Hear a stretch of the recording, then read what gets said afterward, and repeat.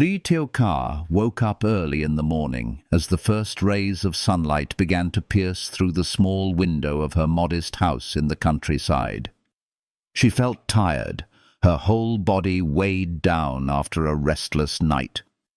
Outside, the wind blew gently through the branches, but inside Ly Tieu Ca's heart, everything was not as peaceful as it seemed. She knew that today would be another long and tiring day, but life had to go on. The first task Ly Tieu Ca had to do was head to the garden to harvest the eggplants she had planted months ago. Although it was not an easy job, working in the garden had become a routine for her, an inseparable part of her daily life. The rows of eggplants stretched out before her, their deep green leaves and heavy fruits slowly ripening under the sun's heat. She stood beneath the scorching sunlight, bending down, and began to pick the plump, ripe eggplants. It wasn't an easy task. The constant bending, the repetitive motion, and the heat were all exhausting, but this was the life she had chosen. As she worked, her mind wandered back to the memories of the past. She had grown up in this village, where simplicity was key, but simplicity didn't always equate to ease. There were struggles, there were hardships, but there was also a sense of pride in being able to survive and take care of herself and her family. As the basket in her hand filled up with the harvested eggplants, Ly Tieu Ca's thoughts shifted to her workplace, where the company she worked for had promised bonuses for the upcoming Tet, Vietnamese New Year. But this year there was a difference. She had been in a discussion with the CEO, Mr. Hung, who had suggested that the company should no longer give physical gifts to the employees, but instead provide cash bonuses. To her, this seemed like a logical choice. Cash was more practical. It allowed people to buy what they truly needed. Yet, there was something in her that felt uneasy about the change. Her mind was interrupted by the sound of her phone vibrating in her pocket. It was a message from the CEO, asking her to come by the office later in the day to discuss the Tet bonuses. Ly Tieu Ca, I know you've been busy, but we need to finalize the rewards for this year.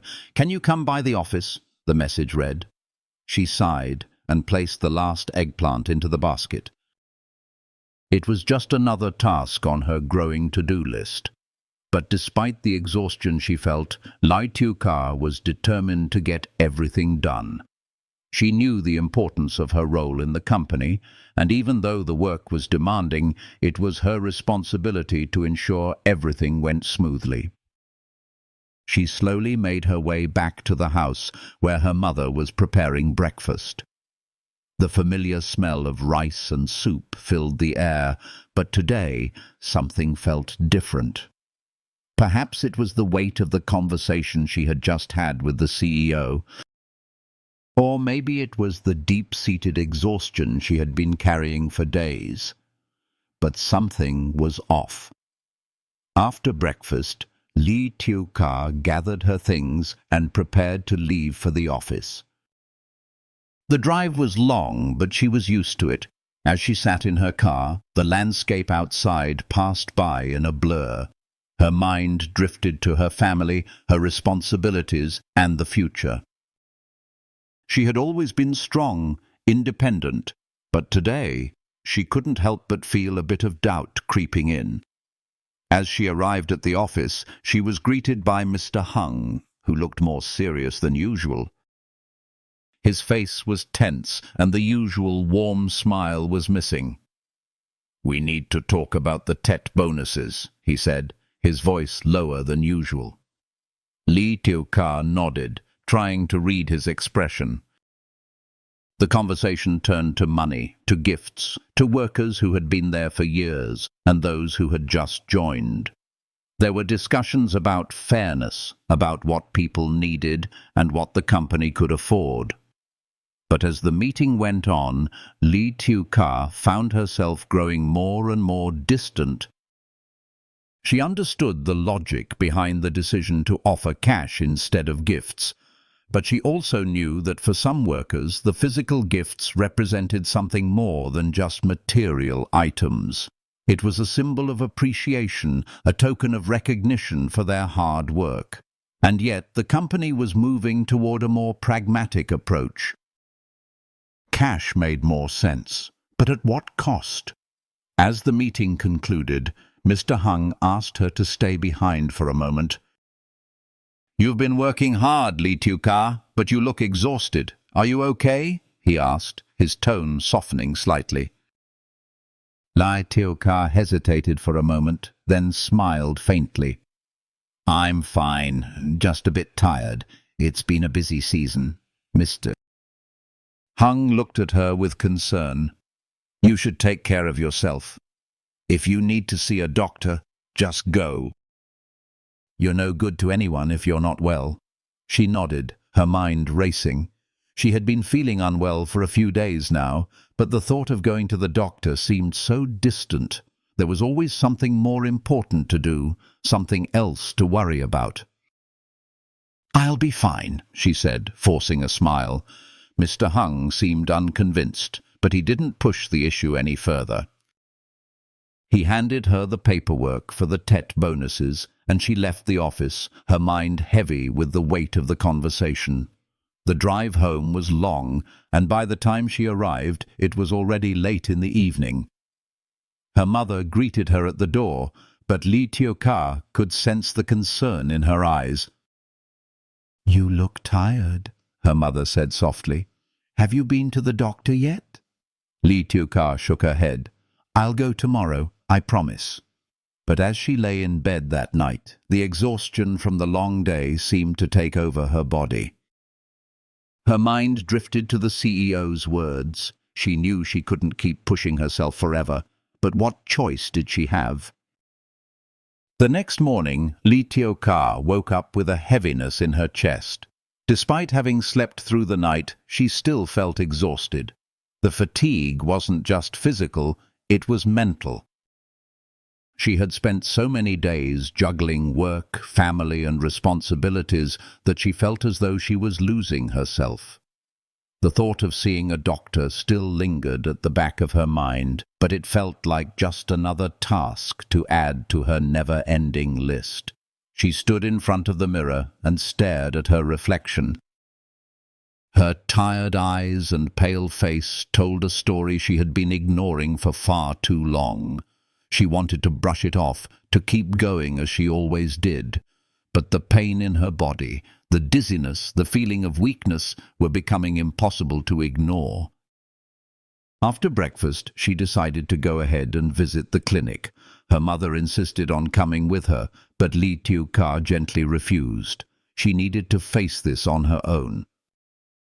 The doctor, a middle-aged man with kind eyes, took one look at her and immediately began asking questions about her symptoms. "You've been feeling tired for a while now, haven't you?" he asked. Ly Tieu Ca nodded, trying to hide the frustration that crept up. She wasn't used to being vulnerable, to admitting she wasn't fine. The doctor ran some tests and advised her to take it easy for a while. He explained that her exhaustion was likely caused by stress and overwork, something that many people in her position were struggling with. He prescribed some medication to help with her energy levels and reminded her to rest. "You need to slow down, Ly Tieu Ca. Don't wait until your body completely gives up on you," he said, his voice firm but gentle. Ly Tieu Ca left the clinic with the prescription in hand, but her mind was far from clear. She had never been one to rely on others, and even now she felt the weight of her own expectations pressing down on her. She wasn't sure if she could really rest. She didn't know how to stop. On her way home, her phone buzzed again. It was a message from the CEO. "We need to meet today. Let's finalize everything regarding the bonuses for TET," the message read. Her heart sank a little. Even in her current state, the thought of discussing work again felt draining. But she couldn't avoid it. Not now. Not when there was so much at stake. She drove to the office once again, the familiar route feeling heavier with each passing moment. When she arrived, Mr. Hung was waiting for her. His usual demeanor seemed slightly different today, perhaps because of the weight of the decisions that had to be made. "Ly Tieu Ca, thank you for coming," Mr. Hung greeted her, his tone more sincere than before. "I know things have been tough for you, and I truly appreciate everything you've done for the company." She smiled faintly, but didn't respond immediately. Her thoughts were elsewhere, on the doctor's advice, on her body telling her to slow down. They went over the bonuses again, discussing the amounts, the method of distribution, and the timeline. Ly Tieu Ca was exhausted, her mind racing with numbers and plans. But through the haze of her fatigue, she noticed Mr. Hung's eyes often drifted to her, as if waiting for her input on more than just the work at hand. "You're not looking well, Ly Tieu Ca," he said after a long pause. "You really should be taking better care of yourself." She didn't want to admit it, but his words struck a chord. She nodded, her lips pressed into a thin line. "I'm fine, just a little tired, but we should focus on the bonuses for the team." Mr. Hung leaned forward, studying her with a more serious expression.